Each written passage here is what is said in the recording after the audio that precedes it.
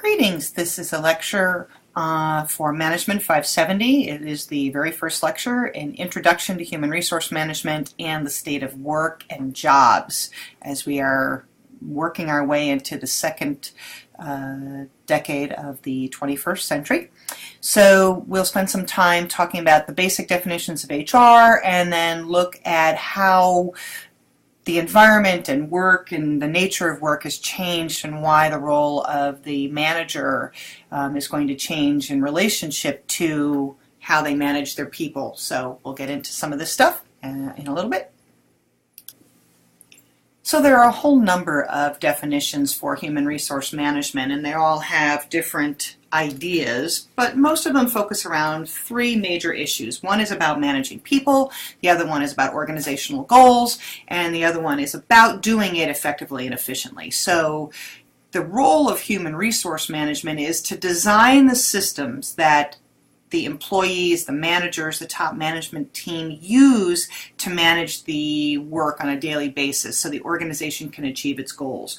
What HR does is it sets up systems so that it allows the organization to have a structure within which it can accomplish what it needs to accomplish. As we'll see in a little bit, you'll understand that humans are a resource that are not like no other in the organization, and they require a whole set of systems in place to actually get people to do the things that we want them to do. So as we dive into this material, I hope you'll begin to understand that the role of HR isn't to just be, setting the rules and saying no to everything, or to just be, paper pushers. Their job here is to create systems so the organization can function. But as the organization's strategies and their mission and vision change so rapidly, it's a little challenging for HR to keep up with that, because it's easy to change the gear and say I want to go into this direction instead, but it's a whole different thing to have systems in place to shift the way you want people to do their work, to the way that they have their expectations set upon them, the way that they get motivated. So the goal here is for HR to work in alignment with top management teams to make sure that managers have the support that they need to manage the people on a day-to-day basis, and at the same time, HR's job is to make sure they're designing systems that actually help people get their job done on a daily basis. HR is a job typically done in a number of different ways in an organization. Most companies have an in-house HR function, whatever that may be. There are times when it is just the CEO or the top management team that are doing that job. Typically we see this in small entrepreneurial businesses under 100 employees, where somebody in the top management team seems to take on that responsibility without it necessarily being the title of Human Resource Director. It's only when they hit around 75 to 100 employees where organizations really start to seriously think that they need a standalone department that can support the policies, procedures, etc. that need to be done for the human resource function. So either your CEO performs the hiring, firing, whatever, like in your local mom and pop kind of stores, or we may have a standalone department where there is a HR director, involved. Now, where they sit in the hierarchy depends on the corporate strategy and in the sort of mission and vision of the business. When a company really values their human resource management practices and their employees, they tend to put HR in a very important position. Typically we call them at the C-suite level. It's the chief people officer or the chief human resource manager, or there can be any number of fancy schmancy titles for it, but the bottom line is they sit up there in the C-suite, the same as the CEO, the CIO, the CFO, the COO, etc. They are considered an equal to them because they are responsible for how all the people in the organization get managed. And when they're in that place, this typically is indicative of an organization that puts an enormous amount of value on their people and making sure that they have all the resources that they need, that they're paid well, they're trained well, that they are hiring the best of the best, those sorts of things. Alternatively, we may see the human resource function sitting under the chief operating officer, the chief financial officer. this doesn't mean that the company doesn't care about their human resources, that they don't care about their employees. But what will tend to find is if somebody is working under the CFO's job is to manage the financial issues of the company. And if HR is only considered an expense, right, as opposed to an investment or whatever other words you can give to it. But when it's under the CFO, it becomes an expense to be managed as opposed to a resource to be used to the best of its advantages. And so typically when HR is under the CFO, there's less of an emphasis on how we can use our human resources to the best of our advantages. There's less of a competitive advantage approach to managing HR there. There's less focus on investment and much more focused on how can we keep expenses down as much as possible. Same thing kind of with the COO, although to a lesser extent than the CFO, becomes just a subheading of one of the many things that a COO has to manage, on a daily basis. But really, it should be its own group. It should be its own C-suite level office, because the responsibilities of the human resource function isn't just to push papers and to do performance appraisals, but it's to design systems to best use our employees, to deal with career development and career enhancement, to deal with compensation issues, to deal with hiring issues, to deal with the strategic use and management of our talent.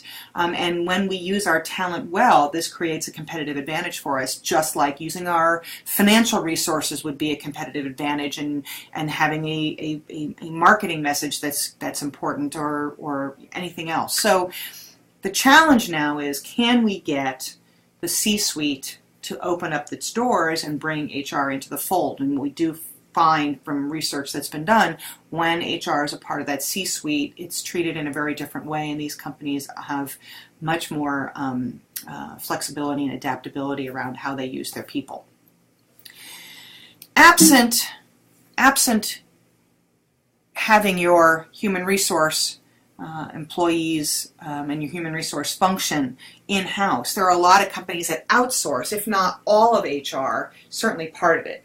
We see less of the fully outsourced group, because these fully outsourced groups are much more focused on leasing back the employees. And basically the way this happens is a small company has employees and they don't want to manage them on a daily basis. So they will have the employees become employees of a leasing company, and then the organization leases their employees from that leasing agency, and the leasing agency is the employer of record. They're responsible for all the bills and for paying them and for managing their benefits and things like that. And all I do as the manager of the organization is I direct these people to do what we want. And there are some strengths to that idea, particularly around the financials, but the disadvantages, of course, is people tend to have less loyalty to the company than anybody would ideally want. So that becomes the bigger challenge there. In terms of the outsourcing aspect, though, there are many, many companies that don't have a broad cadre of competencies to manage all the HR functions in-house. Larger companies tend to be able to do that, but smaller businesses, as they start to get their HR function in order, are much more likely to outsource things that they really can't do well.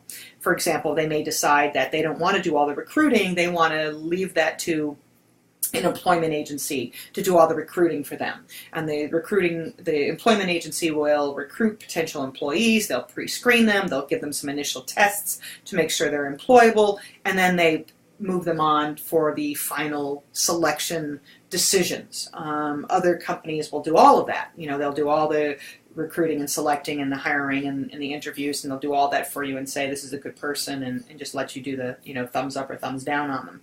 Training and development is a big area where we see a lot of training outsourced. Companies don't always have in-house competencies for being able to train employees, so you'll see them going to outside agencies to bring in people to do hiring on things that they may not consider.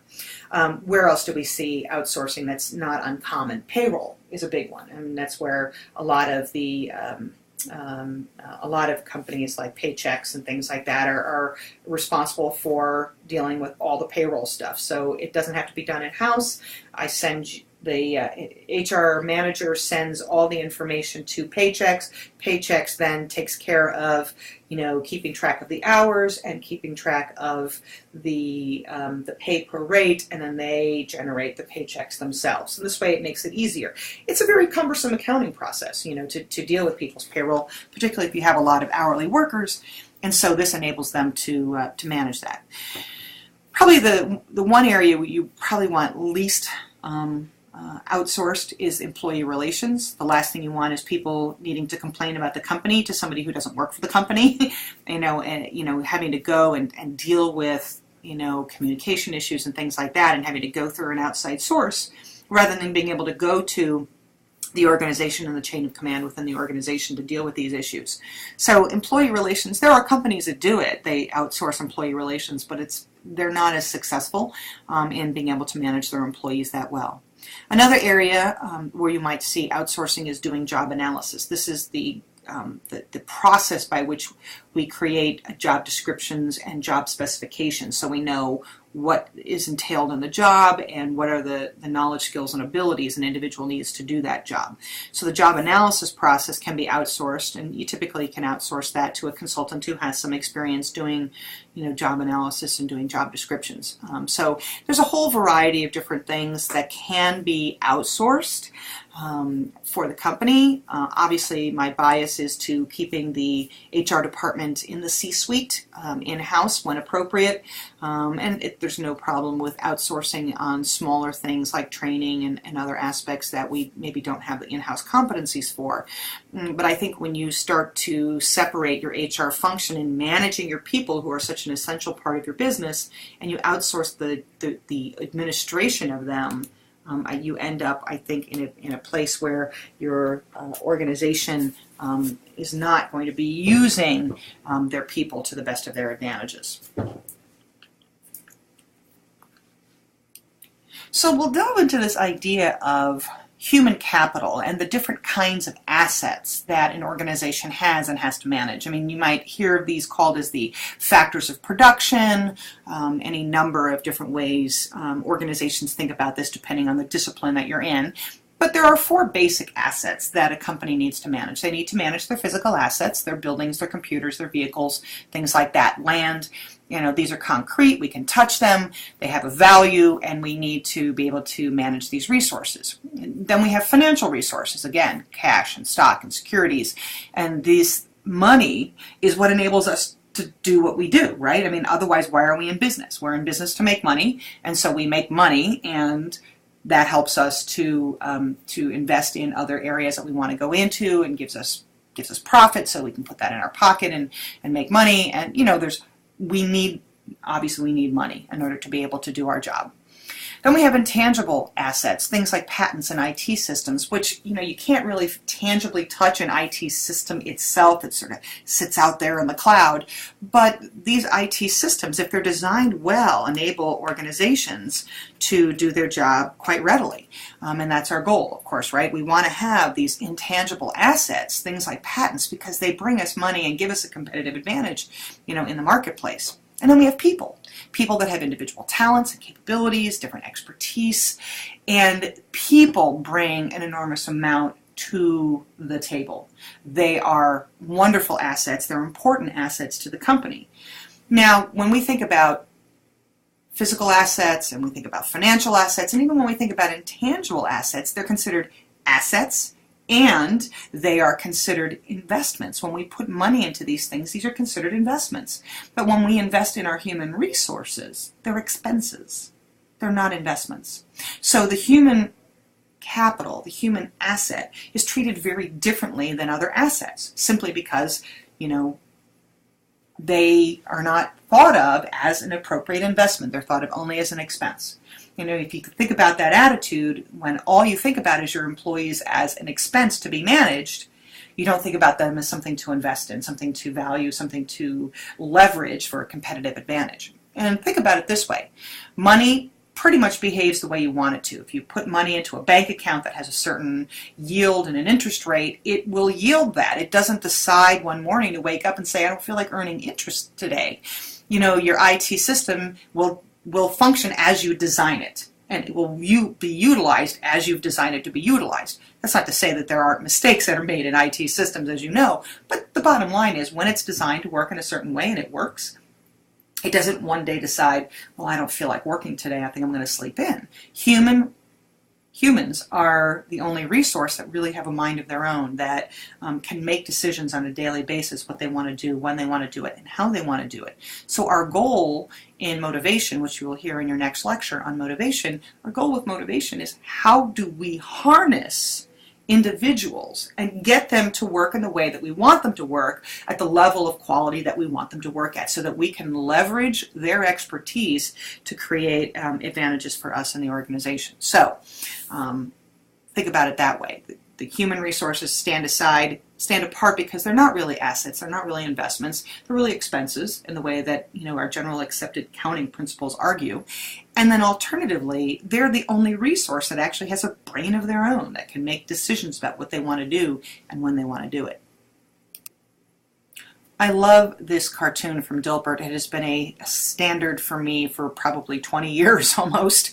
But this cartoon really illustrates some of the challenges that MBA programs and business schools in general have around the human resource function. And you can see, you know, this new member of the management team comes in and he's got an MBA and he's really qualified and he's wonderful. And so Alice asks him, have you been taught how to motivate people? Well, no. And well, what about identifying and hiring the right people? Yeah, maybe that was optional. What about negotiation skills and strategy and business writing? No, none of those. I'm just really good at finance and accounting and economics. And so he becomes a highly qualified leader because he's good at math. And while I don't want to diminish the importance of finance and accounting and economics, those financial issues are really important. Go back to the previous slide. They're an important asset. We can't function without money and all the things that it gives us. We need to have money. But managing people is not about managing money. Managing people is about managing humans that have minds of their own and don't all behave lockstep the same way you want them to behave. It's not like a piece of raw material that always does the same thing every time you bend it or every time you heat it, right? It does the same thing. It's different with people. People don't always behave. And so to Alice's point here, someone who can manage money and who understands money is not always someone who can manage people and manage strategy and manage the organization. This is something that we need to address. So part of HR's job is helping you as managers to be able to focus on how to best lead your people, how to best manage them on a daily basis. And when I mean daily basis, I mean, how do I coach them? How do I get them to behave the way I want? How do I motivate them? How do I create reward systems or intrinsic rewards that are going to get them excited? How do I keep them engaged so that I'm leading them towards the direction that I want them to go into? This is the real challenge of HR management. It isn't just about designing these systems, but it's about you as managers and knowing how to do this on a daily basis. This next slide gives you a really great idea how the human resource function fits into the larger systems in the organization. And I'm going to start you at the top and work you down through it. At the very top you see the external environment, and there's obviously a two-way arrow there because this is the stuff that sits outside of the company, the things that influence it. You know, your external environment. The government affects us. The changes in technology affects us. Labor unions affect us. Customers and competitors and suppliers, all of these groups, they all have an impact on how we do our business every day. And all of these things then affect the HR decisions that we have to make every day. So we first have to acknowledge that there's this external environment going on out there that's always got stuff kind of going on. And then that influences the boundaries of the organization inside there, and you can see across the very top of the organization box, you see missions and goals and strategies and policies and plans and programs, and all of these things are the things that help the organization function to do the things that they need to do in the way that they need to do them. And all of those factors are what give the organization some frame of reference and some direction in which to lead people. But you have to have that in place first. That's part of the role of top management team, is to decide the strategic direction of the company and to communicate the policies and the procedures and the plans to get us there. And part of HR's job is to help inform what those programs and policies are going to look like too. So if you then look down in the left-hand column, you see financial systems, sales and marketing, operations, manufacturing, accounting and control. Human resource management is like a subheading under there. If you think about it as a box, you would double click on and you would open up that box and the human resource management system opens up, just like you could double click on accounting and control and the functions of accounting and control would pop up. So what we're looking at right now is a subset of the functional concerns that are going on in the organization for human resource management. And in the HR system, it's broken down into three major categories. We've got the planning process. We then have the implementation process, and we have the outcomes and evaluation. And of course, we're always evaluating what's going on. It's a continual process. So even though this seems to be step 3, it's always an ongoing process. So yes, it's after we implement something, we want to evaluate it. It always kind of comes after evaluation, but it's not a linear thing where first I have to do all my planning, and then I do all my implementing, and then I do my outcomes. I'm planning, implementing, and doing outcome evaluation all the time. Things are changing rapidly, and you would do this in any function. You know, if I may, you know, whether you're in marketing or you're in finance, you have to have a plan, and you're implementing that plan, and then you evaluate it. It's something we're doing all three of those things all at the same time. But specifically here, the planning process, what happens in the planning for the organization is they have to plan how many people we need, and are we growing, or are we shrinking, or are we stabilizing, and are we going to hire people, or are we going to instead, are we going to lease people or just use temps, or are we going to hire people who have skills, or are we going to train them in-house? But we have to make a plan for who we have in our company, what we expect in terms of turnover, because people are going to leave, people come and go all the time. We need to know who's going to come and go. We need to be able to predict that. We need to then make sure we've got a plan in place to grow as we need to grow, or to shrink as we need to shrink, whatever that might be. And we have a multitude of strategies which we'll get into when we talk about forecasting a little bit later in the term. So that's the first box. Our second box is then, how do we design the jobs to meet the needs of the organization and make sure that the tasks are getting done and that people have the right skills to do those tasks, and the jobs are designed in such a way that people are motivated to do their job. We'll deal with this concept of intrinsic motivation in the lecture on motivation theories. Lastly is this idea of career planning. I mean, organizations are more concerned about their plan for how they want their company to grow, and that overlaps with the employee's plan for how they want their career to grow. And so career planning is a big part of that process as well. How does the organization see your career? How does the organization expect you to achieve those things? And that's, you know, where it starts to head in that direction. Once we are done with our planning, we go into the implementation phase, and there are a bunch of different functional areas in here. Number one, on the staffing side, it's recruiting and selecting people, attracting people to the company, and then placing them, assessing them, and placing them in the right job. This may seem hard or easy, depending on your perspective, but the easy part of recruiting and selecting is if you do a really good job recruiting good people, it makes selection easier.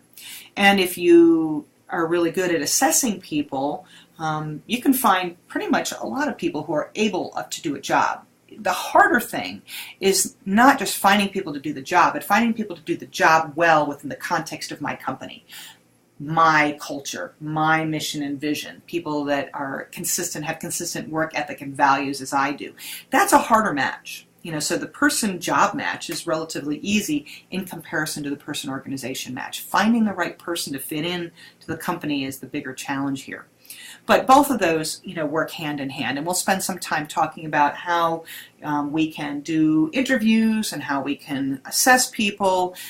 Many of you as managers won't be doing initial assessments. I know some of you are psychologists in the class, but generally speaking, a lot of folks are much more interested in, in doing the interviews and understanding how to interview people. And it seems like it's a really simple thing, but what's really essential is that we have to design interview questions that are going to be related to the job. We don't want to be asking broad questions about who's their favorite football team or what have you, but we need them focused on specifically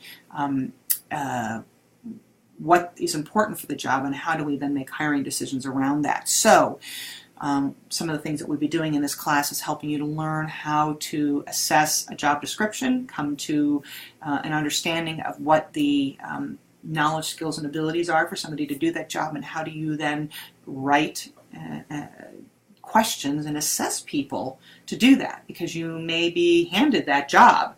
Here, hire somebody, decide which of these 3 people you want, and you've got to work off of this information to make a decision who you think is the best person.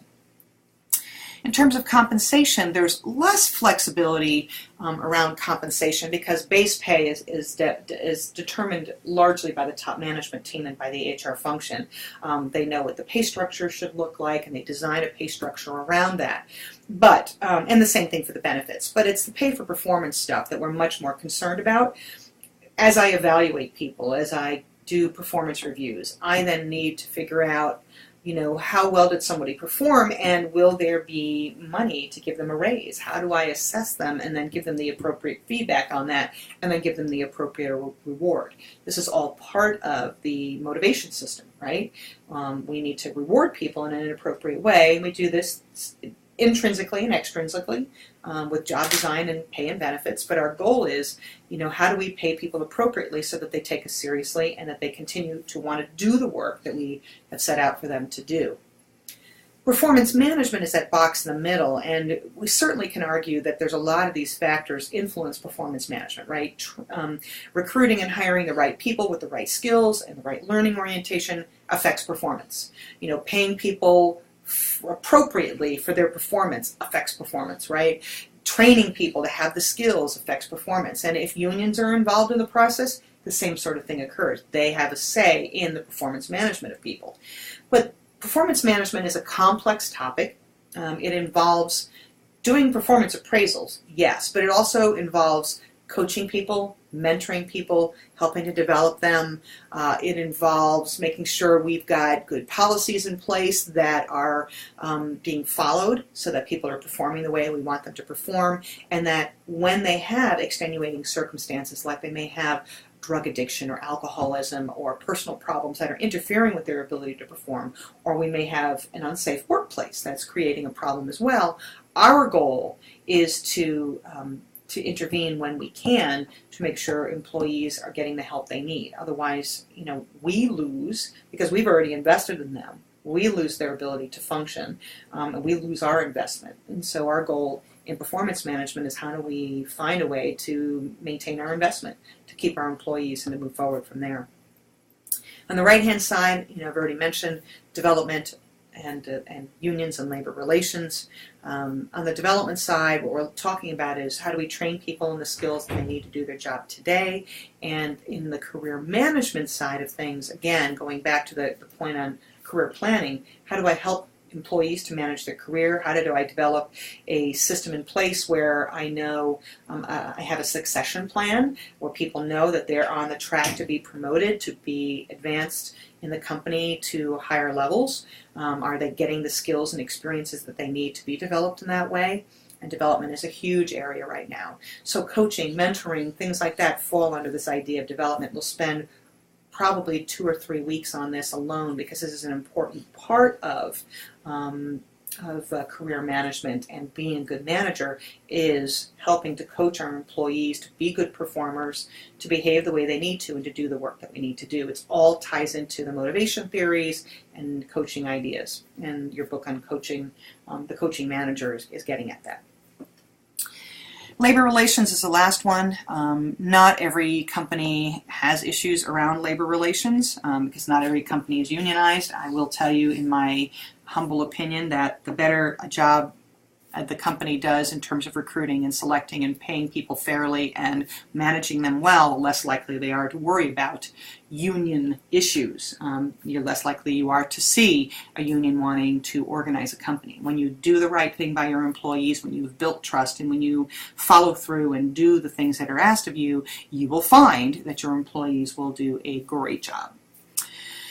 So, all that being said, as I said, the last box is all about evaluation and outcomes. What impact do our behaviors have on all these activities that we're engaged in? What impact do they have on productivity? What impact do they have on profitability?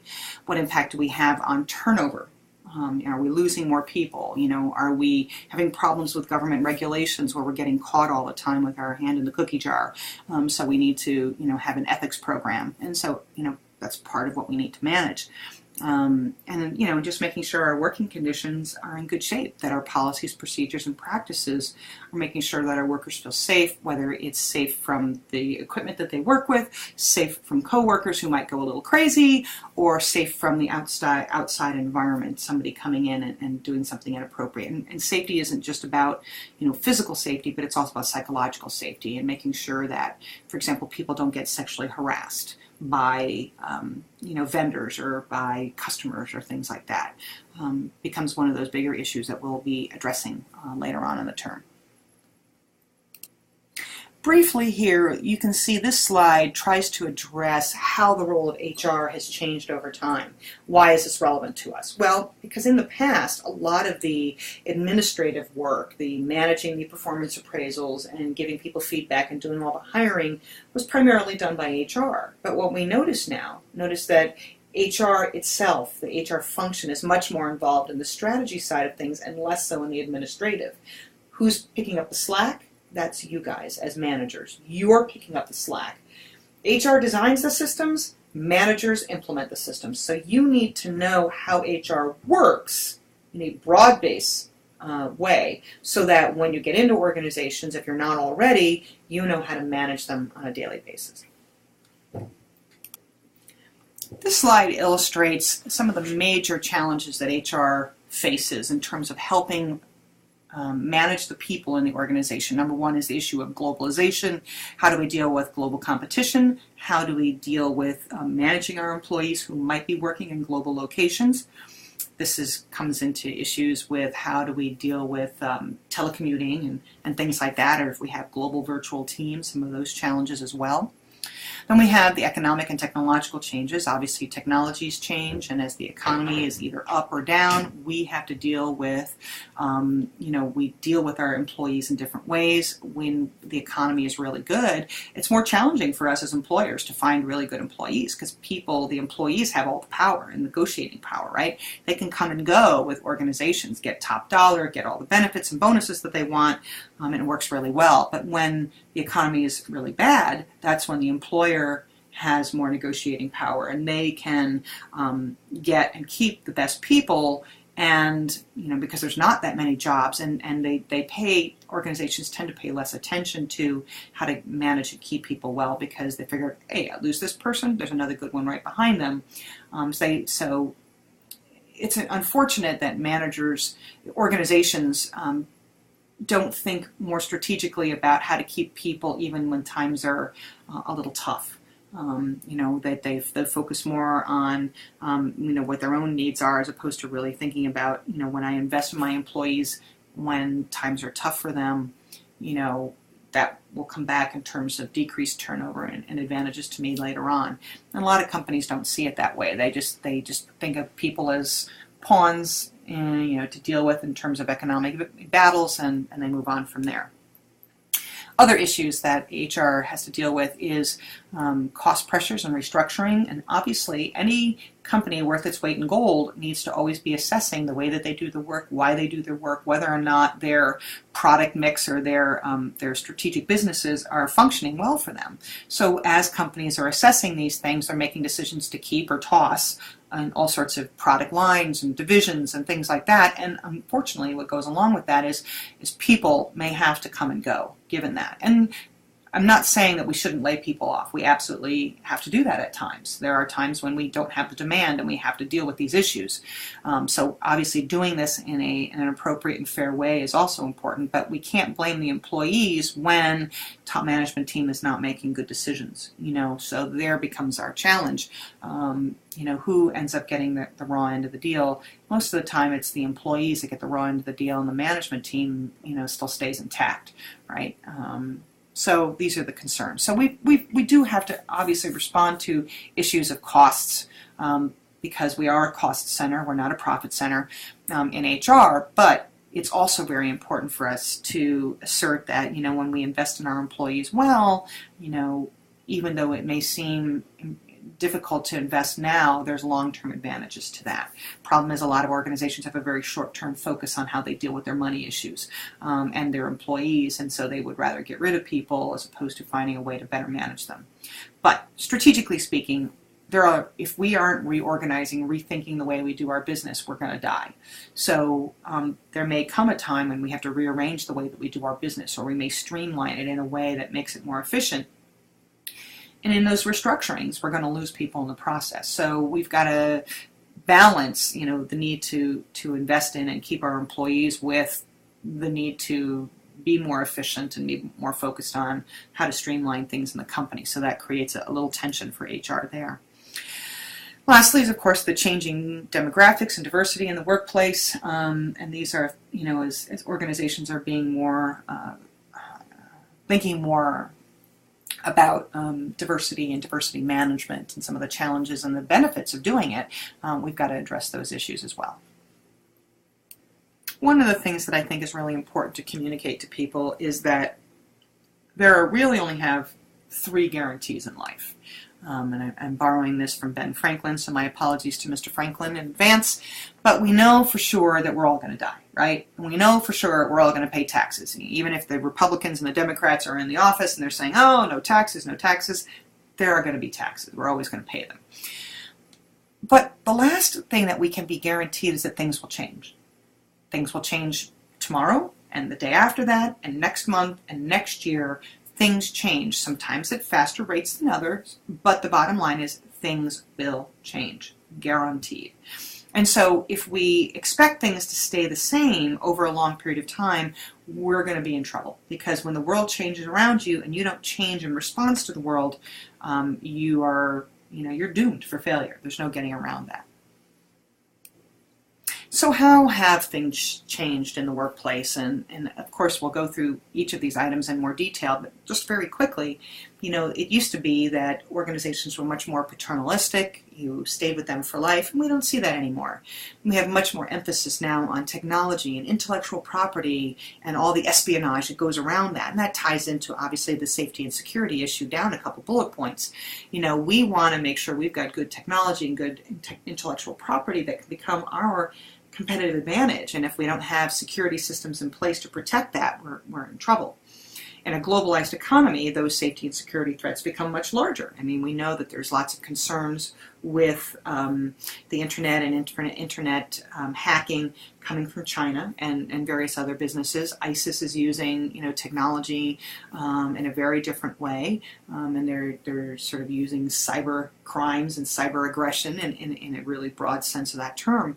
So we see globalization as having a huge impact on the way that we have to do our business every day.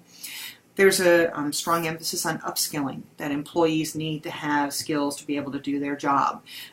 There's a huge emphasis for people to have more advanced degrees, as you know, but there's also this emphasis on making sure we've got trained technical workers, because they have to have that as well. Safety and security, we've already talked about that briefly. We also have this changing nature of work, that work is done in a very different way now, that there's a lot more flexibility and adaptability. There's this idea of the results-only workforce, or the workplace, where we only focus on results, we don't worry about process. There's some interesting things to be said around that. And then lastly, this idea of intergenerational workforces. And while, I don't really think that this idea of having intergenerational workforces is a problem in and of itself. I think what's more salient is that we understand how these generations differ, because we've always had issues, concerns with different generations. Every generation has always said the one behind them is more lazy, they don't like their music or their clothes. I mean, we know that happens all the time. But the bigger concern is, how do these people learn? What do they value? And when we understand how each of these generations, as a rule, differ based on those values, it makes it a lot easier for us to work together. So that's our goal. So let's start with the first item, paternalism. And as it says there, yes, it's gone because of a history of downsizing and outsourcing and really a breakdown, I think, a lot of times in the loyalty between employer and employee, going in both directions. We really don't see this cradle-to-grave employer circumstance anymore, with the employer really looking out for you in a paternalistic way. Most employees will change their job every couple of years. They do it for challenges, for skill retention, for development. What we've learned in time is that employees are responsible for their own career development. Employers aren't going to focus on that as much as the employee needs to for themselves. So this is a concern. One of the ways we see paternalism really working is because of, for example, the sharing of healthcare costs. It never used to cost me anything for my benefits when I first started working a number of years ago. It was just a benefit that you got, and now there's much more cost sharing involved in having benefits. So it's a massive change in focus and point of view and perspective, and it's not going to change anytime into the future, as we know. In fact, it may get more divided, even less paternalistic than it is now, which is not very much to begin with. But this idea that we can depend on our employer forever is just not going to happen, not anymore. In terms of the next item, technology and intellectual property, where we see this manifest itself, it obviously is the impact of technology on jobs, that people need to know how to use the internet and computer skills. These are essential to function in this economy. Even manufacturing requires computers, computer-aided design, computer-enhanced, all sorts of stuff. Mass customization, CNC machines, 3D printers, you name it. The idea that working with your hands, in sort of raw, physical labor, it's just not possible anymore. That's not to say there are jobs out there that can do that. Clearly, there are still jobs that require you to be able to climb a tree and cut a tree down, or dig a ditch, or work in plumbing, but they're less in terms of the proportion of careers. Manufacturing is much more computer-based, and so people need to have computer skills to be able to do that. And if people aren't willing to learn, aren't willing to be able to do these sorts of things, they're going to be left behind in the economy. Even our communication is all done via emails and instant messages and Snapchats and social networking and all sorts of things. A lot of times our HR interface is online. It's not face-to-face anymore. So these are all concerns. E-learning. A lot of training and development happens in the e-learning environment. And as I already said, our technology and IT is always open to attack. So we have to be careful about making sure that we've got security systems in place to manage that. Lastly, we're more likely to see non-disclosure and non-compete agreements from employers, because protecting their IP and their technology is really essential to them. And so they're going to ask you not to go into competing industries or to not disclose company secrets. And it's really important that you understand what you're signing before you sign those agreements, because the last thing you want to do is cut off your nose to spite your face and not work for an employer anymore, and then not be able to do that in your particular area, in your field, for an extended period of time. In terms of globalization, obviously having cultural competence, understanding different cultures and their nuances on how they communicate and how they interact and what their expectations are, is really important. So when we have greater global competence, it's essential that people are sensitive to how those differences play out in the economy. Globalization is important because we outsource more, right? We send a lot of our jobs to foreign countries, to English-speaking countries, or to countries where at least they have a command of English as a second language. And so that's it's obviously it's a big issue. It impacts jobs here at home, but it also improves our profitability. And then, of course, our concern is if we're making money abroad, can we bring that money back into this country to reinvest without having to pay double taxes on it? So there are all sorts of implications. Another thing that we need to think about is what is essentially American made. There's very few products that are from beginning to end completely American made.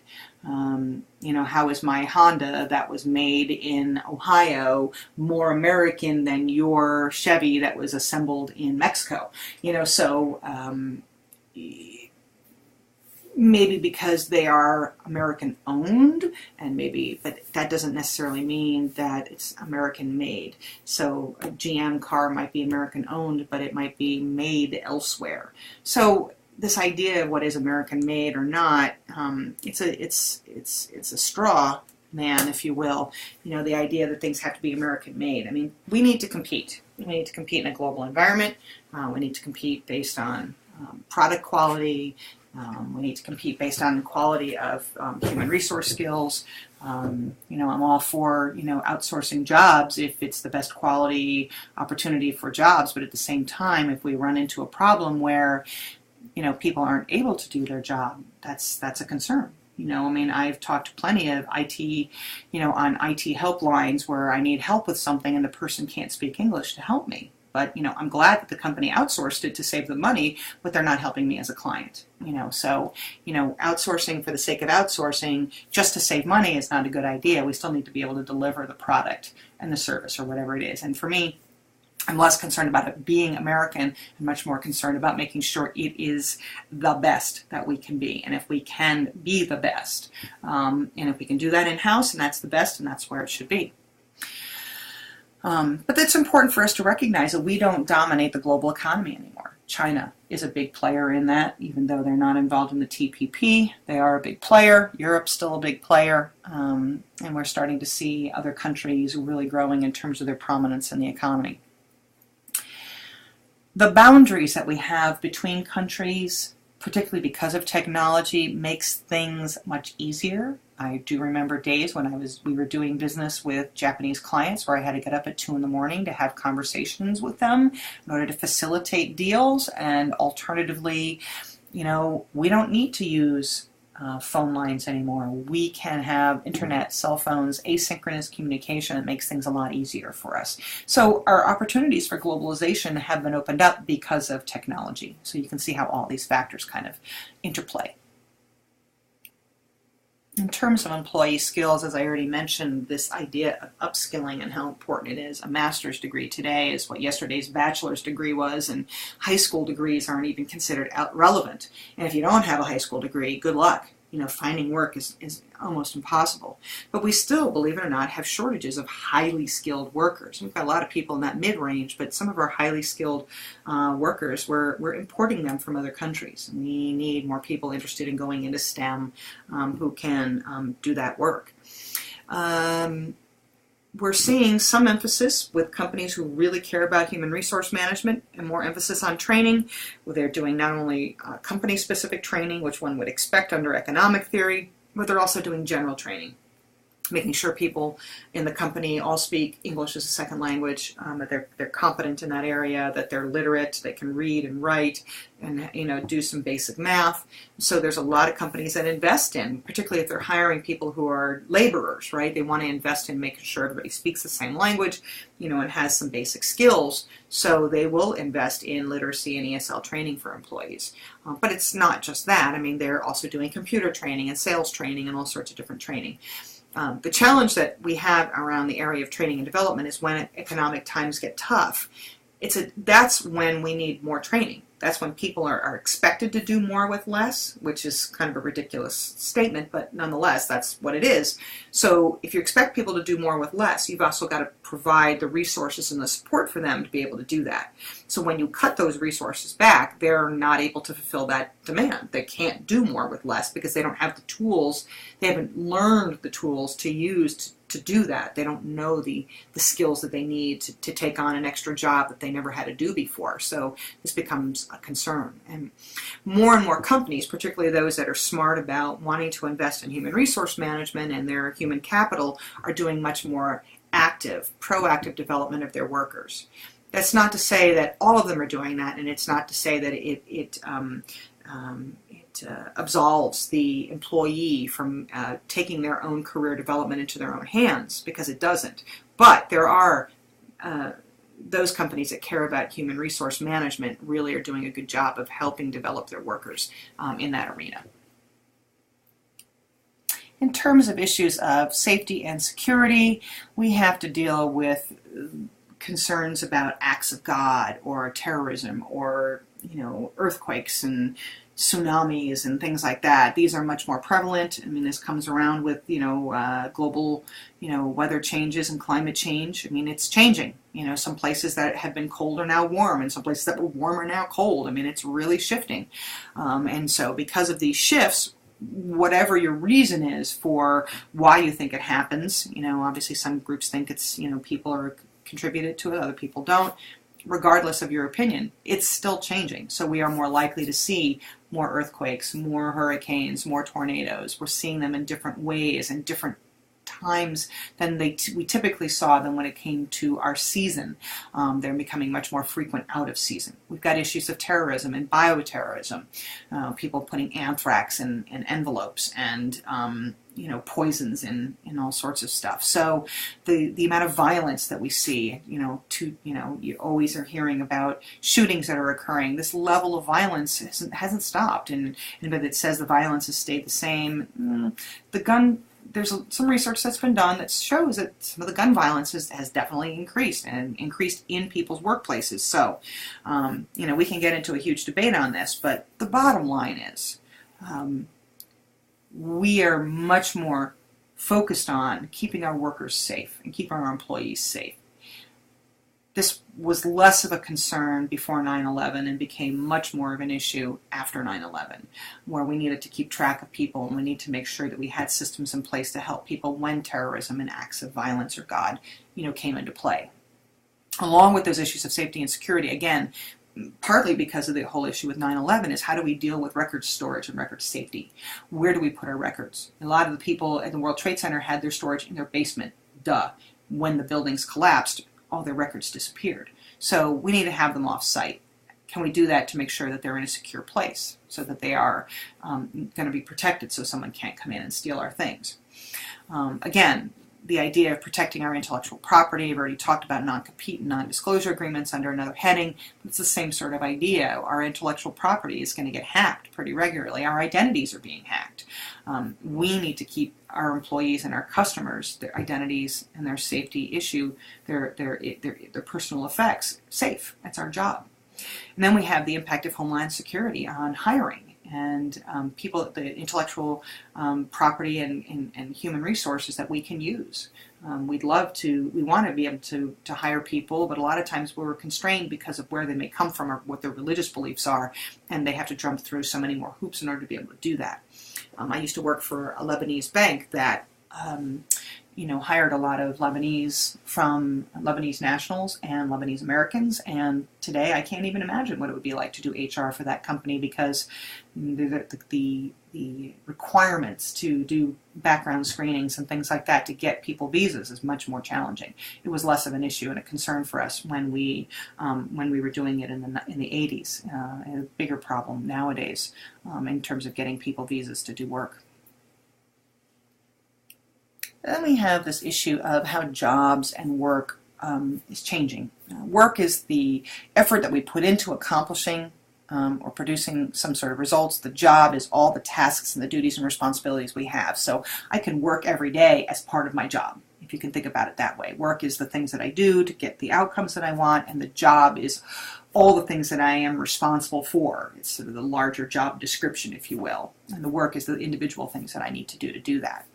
And so the nature of work and how we do work, the nature of jobs and how we do our jobs is really changing quite rapidly.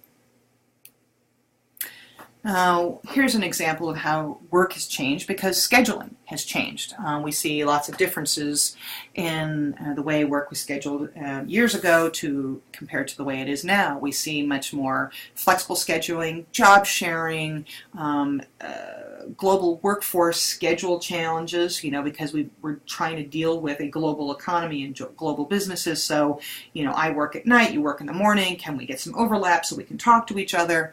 We're having different scheduling alternatives. Can I work, 5 days a week, or can I work, 4 days a week with 1 day off, or can I have half days here, or can I have Friday afternoon off?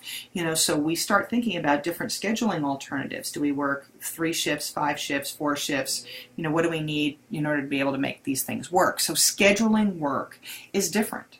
And as we talk a little bit about this thing called a results-only workforce, this results-only workforce focuses just on the outcomes. So meetings are optional, and people just have to get their job done, whatever it takes, and they do the work that is assigned to them in whatever way that best means necessary to do it, obviously within the boundaries of ethics and the law, but nonetheless, this is loose scheduling at its best, at its pinnacle, right?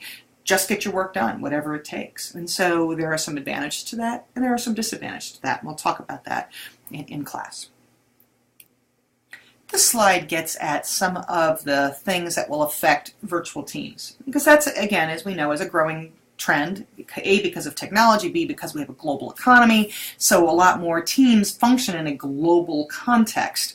And so what we might see is people working in different geographic locations working on the same project. So the workload has to be managed. So if we are working around the globe, around the clock, I work on a project and I pass it off to the person in the next time zone and the next shift, and then they work on the next shift. So it becomes sort of this, rotating responsibility for something. And while that was easy to see when we were manufacturing a product, right, now that we're in the information arena, or we're in the knowledge arena, we haven't really thought about that. And sort of how do we manage, this sort of, this process?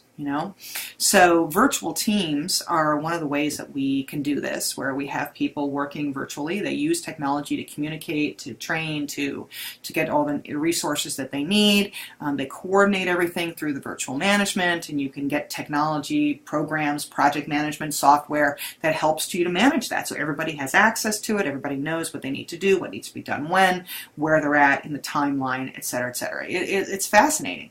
Managing virtual teams, though, is not an easy thing, and we'll talk a little bit about sort of some of the challenges of that in class, particularly as we start thinking about what we want to do for your final project in the class. Telework is growing, obviously, as we have more technology. It enables us to work at home rather than necessarily working as a virtual team. I might just work at home because it gives me more flexibility in my schedule and things like that. So I use technology, telecommunications, to work from any location. The advantage of this is that, of course, I can manage my time better, and I can schedule things when it works best for me. It becomes challenging for us then to figure out how we're going to evaluate people. It used to be that someone would come in, I would watch their work output, and I would watch their work process, and I could evaluate them. Now I'm really only evaluating them on results. That's a big difference and a big different approach. So it affects how we as managers need to think about how do we evaluate people and go from there. We need more trust, more cooperation, more communication. It's less command and control and much more about, here's your training, here's your guidelines, I'm here to answer questions, but I'm empowering you. I'm giving you autonomy to go to town and do the work that you need to do. Some workers are really good at that. Other workers are not. They don't know how to manage their time as well, and they don't know how to manage their priorities as well. And so not everybody is going to be a good teleworker. We obviously have to think about legal issues in terms of liability. Do you have a dedicated workplace? What if somebody slips and falls as they walk into your office? Who's liable? There are some concerns around that, but generally speaking, they're easy to get around. We just have to make sure that we address them as we're thinking about doing telework. And then lastly, if you're not visible, do people think you're busy? Do people think you're serious? Do you need FaceTime? in order to be thought of as a good worker. And there are some companies, there's some academic environments that, if you're not in your office, if you're not giving face time, this is a concern. And so we need to be thinking about how are we evaluating people for advancement and for promotion. And there's been some research out there that said, women who took maternity leave, even if their 6 months of their year was spent face-to-face in the company, but 6 months might have been out on maternity leave or what have you, because they don't have a full year of work, they're evaluated as lower performers than someone who was there for the full 12 months. Well, they took advantage of a benefit that the company gave them, and why should they be penalized? If they performed well for that 6 months, that's the 6 months they're evaluated on, and they are, they should be evaluated in the same way as anybody who had to take time off for an illness or, maternity leave or you name it. Why should that person be less, have less opportunities for advancement simply because they took advantage of a company benefit?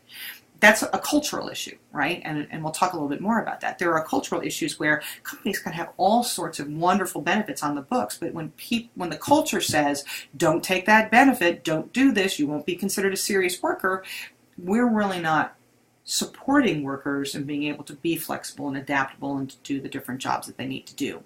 So when we're doing telework and when we're thinking and considering telework, we have to be aware of these biases that come into play.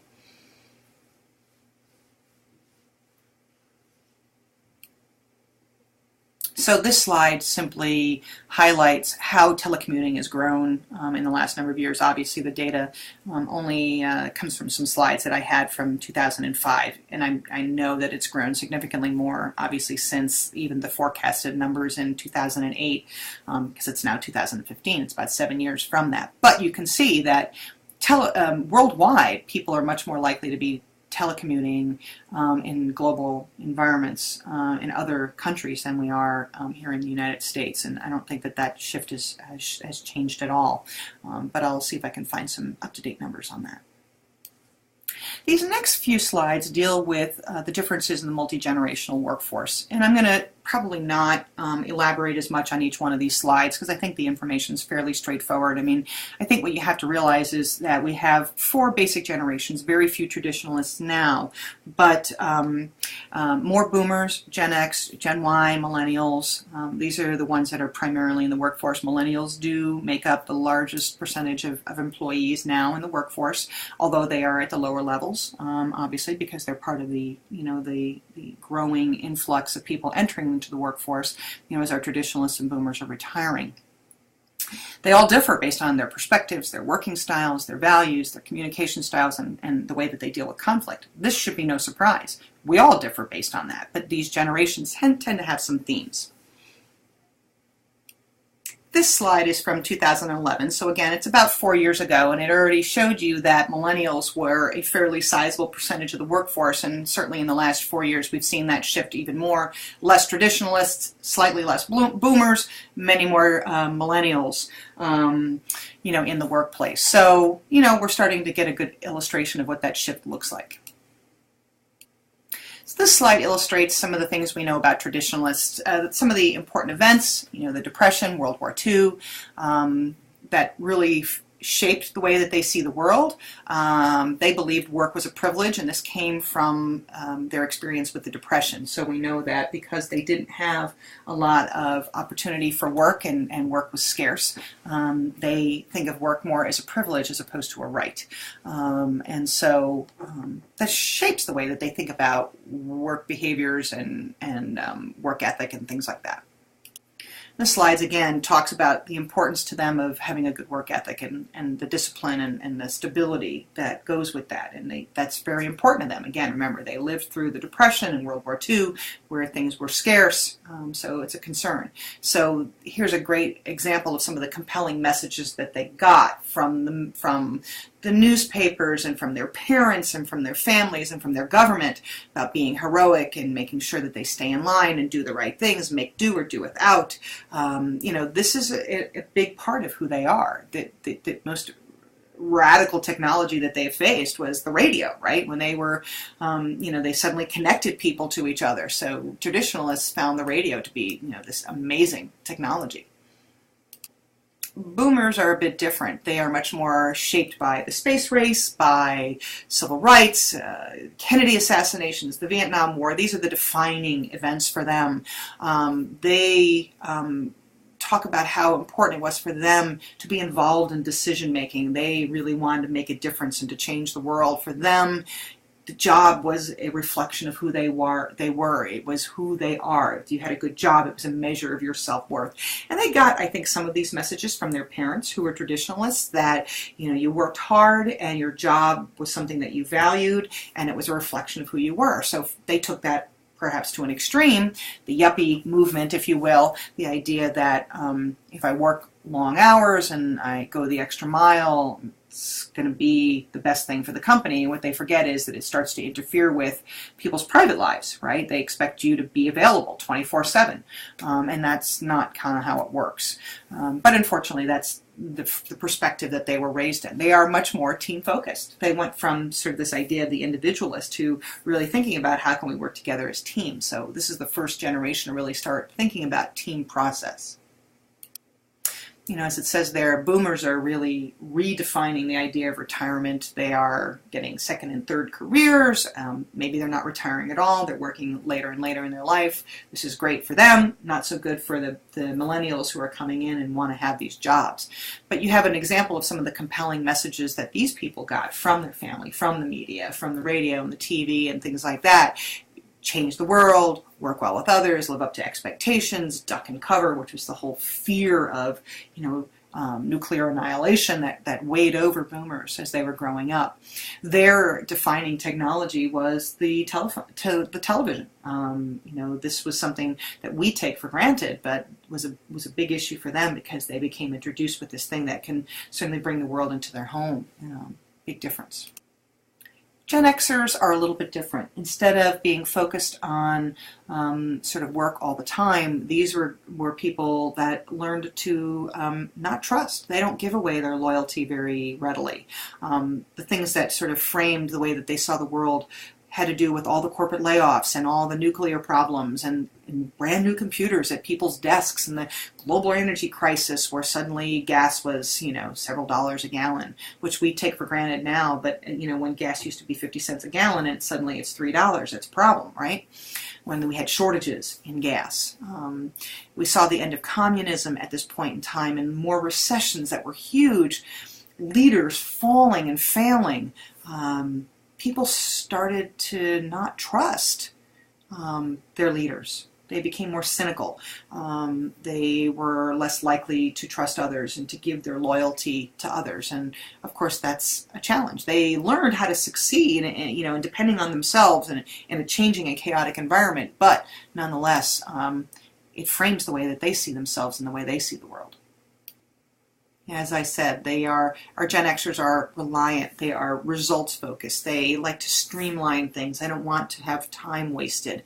They're very results driven. Process doesn't matter as much to them. What matters is outcomes. And that doesn't surprise me that as Gen Xers are the leaders of today's corporation, they're replacing the boomers.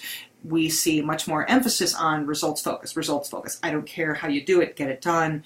Do it well, do it within these boundaries, do it within good faith and ethics, etc. But, I'm only concerned about your outcomes. I'm not concerned about micromanaging you through the process. Whereas boomers were much more about that micromanagement.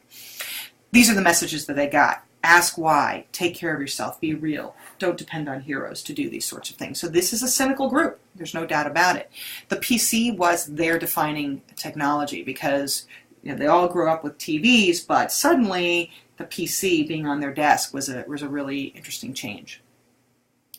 Our Gen Ys or millennials, again, their important events were much more about ethics scandals and wars and bombings and terrorism and the World Trade Center in Oklahoma City and Columbine and school violence and stuff. This is a group that really, has a very different view of the world. They don't like to be pigeonholed. They don't like to be put in a box. They really see themselves as very fluid, adaptable, in many respects. These are all people who grew up with computers, and they were always scheduled by others. This is the beginning of the soccer mom movement, where everybody had extracurriculars because it gave them the advantage of getting to college, all those sorts of things. So millennials are sort of this first group to really take the internet and computers for granted. Very different than other generations. Gen Y, generally speaking, has and millennials have a very egalitarian relationship with adults. They were raised by adults. They spend a lot of time around adults, so they think of themselves as as equivalent to their elders, if you will. They don't see differences in that way, which on the one hand is great.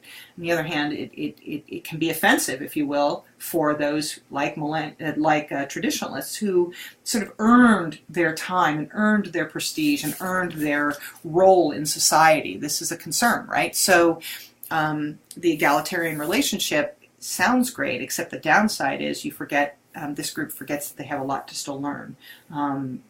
Intuition doesn't come out of brains of being smart. Intuition comes from years of experience that we need to address. They are much more multicultural. They don't even really think about it. They think of things much more fluidly. They're very goal and achievement oriented and have a lot of social justice concerns to them. They use social media tremendously. The messages that they got is that they're special and that they need to be connected 24/7 and no one gets left behind and serve your community. These things are really important. And of course the internet, as we said, is the defining technology for them. So what does this mean in terms of communication preferences? And we are going to talk about communication at some point in this class. But traditionalists put much more emphasis on a personal touch, a letter, a memo, a note. This is how they communicated, and this is how they still like to communicate in the workplace. Boomers are much more about phone or personal interaction. Gen X, much more focused on voicemail, email. I don't need to see you, but I'd like to leave you a message to tell you everything I need to tell you. And I can see myself doing that quite a bit. Millennials are much more focused on social media, texting and blogging and IMing, and there's a time and a place for that, but there's also a time and a place when it doesn't work, and that face-to-face communication is so much more important. So we'll talk about that a little bit more as we get into the communication material in class. So what are some key managerial don'ts? First of all, with traditionalists, they don't want you to be all touchy-feely and indecisive. They don't like trends. They don't like disorganization because, again, to them, it's about being traditional. It's about being organized. It's about taking advantage of the opportunity of working. So when you get all emotional for them, they weren't taught to be emotional. They were told to suck it up and to deal with things. So for them, the touchy-feely, let's hold hands and sing Kumbaya, doesn't quite work for them. And again, they're pretty much out the door at this point in workplaces, but nonetheless, just be aware of that. If somebody is more of a traditionalist, they're really not into the hugs and the communal kind of work. They believe in just working really hard and doing your best, and that's about it. In terms of the boomers, they don't like it when there's a lot of bureaucracy and a lot of red tape to go through. They want you to hear them very clearly. So when you blow them off and you're brusque and disinterested with them, that's not going to fly. So be sure that you are open to their ideas, hearing what they have to say, acknowledging it. When you can do that, it goes a long way with boomers. With Gen Xers, they don't like to be micromanaged. Again, they're results focused. They're not micromanaged focus in terms of the process.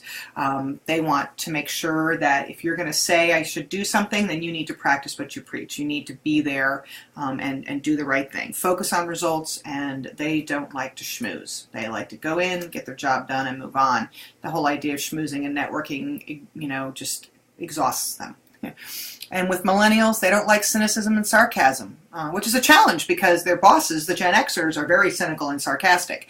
They don't like being told that they're too young. They get worried that you are threatened by technology because they feel like it's something that it's just taken for granted. But you have to recognize, again, traditionalists and boomers didn't grow up with this technology. Their learning curve's a little steeper. They may not be as comfortable with it, but recognize that this is the way things work. They don't want to be told that they are too young. They don't want to be condescended to, and so these are things that you should consider.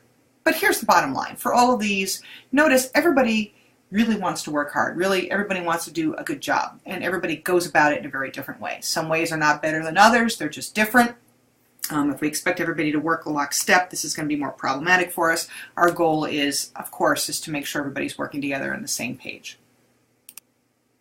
So in our last slide, what does it all mean in reality? Well, it's the life cycle attitudes. This is what happens, you know, as I've already said. Every generation thinks the one behind them is more lazy, unfocused. They don't like their values, their clothes, their whatever, their music. It doesn't matter. They don't think they're as experienced as we are.